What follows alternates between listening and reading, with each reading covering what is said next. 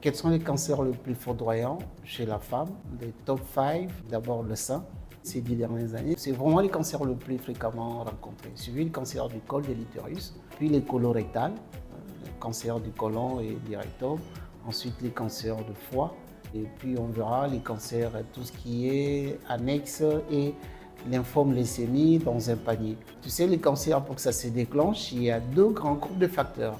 Les facteurs dits modifiables et non modifiables. Les modifiables, c'est l'ensemble des facteurs environnementaux, tout ce qui nous entoure. Mais chez la femme particulièrement, on incrimine ce qu'on appelle des perturbateurs endocriniens.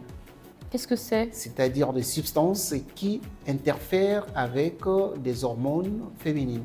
Soit le boost, soit inhibe. Les hormones féminines, particulièrement les estrogènes, ont la capacité de booster la multiplication cellulaire. Mais malheureusement, lorsque cette option est élevée, mais de façon exagérée, et au niveau d'un organe qui est le sein, ça conduit à la présence de cancer, dans le déclenchement des cancers. Je n'incrimine pas que les hormones, c'est l'une des hypothèses, mais ce qui est clair, c'est que le facteur environnemental interfère avec le déclenchement du cancer du sein. C'est avéré aujourd'hui. Deuxième groupe, c'est les facteurs non modifiables. C'est l'ensemble de ce que nous avons comme bagage génétique. Chez certaines personnes, il y a des prédispositions, c'est-à-dire il y a des gènes qui, une fois activés, vont conduire au déclenchement de cancer, particulièrement le cancer du sein. Les facteurs qui exposent, c'est 1, le tabagisme, 2, l'alcoolisme. L'abus de l'alcool, ça expose à beaucoup de maladies. Et 3, c'est l'exposition à tout ce qui est perturbateur endocrinien.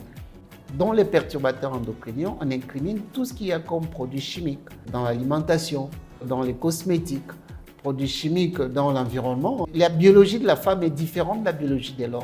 Particulièrement la femme en âge de procréer, son corps est sensible à tout ce qu'il y a comme perturbation. Bref, quand on dit facteurs environnementaux, c'est un ensemble de plusieurs éléments. L'environnement psychologique, l'environnement physique, l'environnement, tout cet ensemble qui fait que la femme déclenche le cancer du sein ou pas. Mais derrière, il y a toujours un petit fond d'hérédité. Beaucoup de femmes sont exposées à ces facteurs, mais sont celles qui ont des prédispositions qui finissent par déclencher le cancer.